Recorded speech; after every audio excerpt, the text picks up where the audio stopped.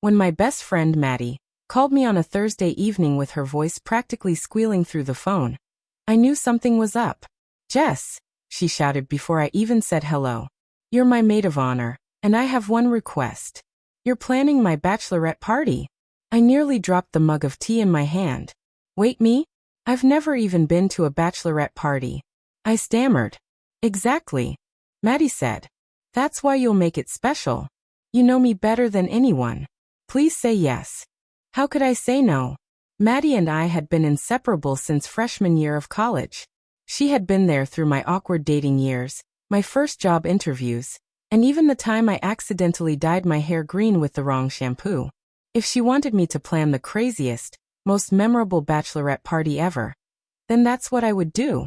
I had no idea what I was signing up for. At first, I thought I'd keep it simple. Maybe a fancy dinner in Austin, some karaoke, call it a night. But then Maddie texted me a list of her bridesmaids' names.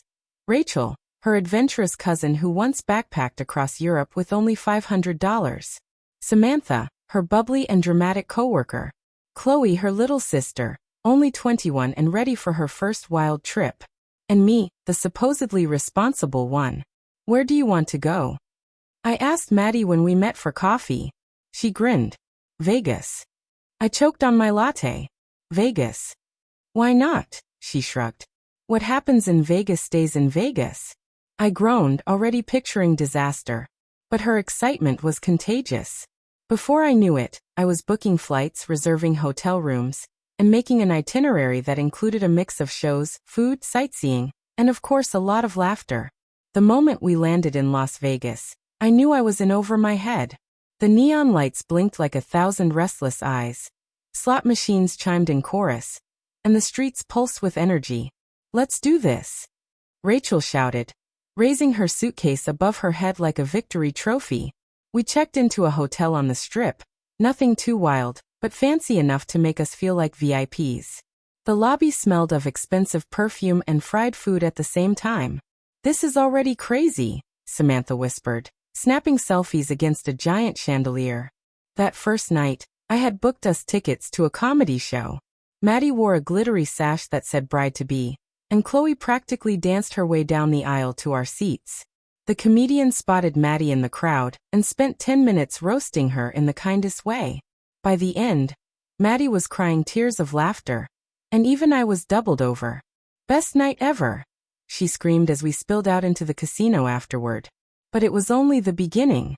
Day 2 started with brunch. That part was calm enough, with pancakes the size of plates and bottomless coffee. But then Rachel suggested we try a team challenge at one of those escape rooms. "Great bonding activity," she insisted. An hour later, the 6 of us were locked in a fake jail cell, trying to solve riddles under the countdown of a giant digital clock. Maddie kept laughing too hard to focus. Chloe tripped over a fake skeleton, and Samantha accidentally pressed the emergency exit button, setting off an alarm. We failed miserably, but we laughed so much our stomachs hurt. "Note to self," I said as we stumbled out. "We're not cut out for a life of crime." That evening, I had planned something calmer. A gondola ride at the Venetian Hotel. As we floated through the indoor canals, under painted skies and fake bridges, Maddie turned to me. "Jess, this is perfect." For a moment, it felt like the chaos of Vegas had melted away. We were just 6 friends, gliding peacefully, talking about the future. Maddie grew quiet. "I have to admit, I'm nervous about the wedding. What if I'm not ready?" The group fell silent. It was the first real moment of vulnerability Maddie had shown. I reached out and squeezed her hand. "Maddie, you're more ready than anyone I know. And even if you weren't, you have all of us. You're not doing this alone." Her eyes softened, and she smiled. "Thanks, Jess. I needed that." Of course, Vegas wasn't going to let us stay calm for long. On our last night, Chloe begged us to try karaoke. "It's my first time in Vegas. We have to." We ended up in a neon-lit karaoke bar surrounded by strangers just as wild as we were. Rachel belted out a country song completely off-key. Samantha did a dramatic ballad with full arm gestures, and Maddie and I sang a cheesy duet so badly that people actually clapped just to encourage us. At one point, Chloe, sweet, quiet Chloe, got up and rapped an entire song word for word. We all screamed in disbelief, and she dropped the mic like a rock star. By the end of the night, our voices were gone, our cheeks ached from smiling, and Maddie declared it the craziest, most perfect bachelorette party ever. When we flew back to Austin, we were exhausted but happy. Sitting on the plane, Maddie leaned her head on my shoulder. "Jess, you did it.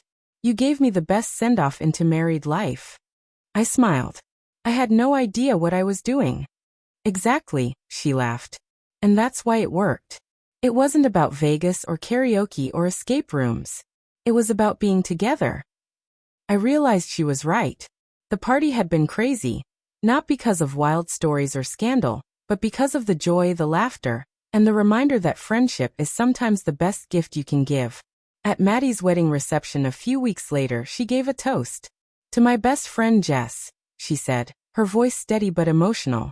"Thank you for reminding me that life doesn't have to be perfect to be beautiful. My bachelorette party wasn't flawless, but it was filled with love. And that's what matters most." I laughed, teared up, and raised my glass. Because in the end, the party had been crazy. Crazy fun, crazy emotional, and crazy unforgettable. And sometimes, that's exactly what you need.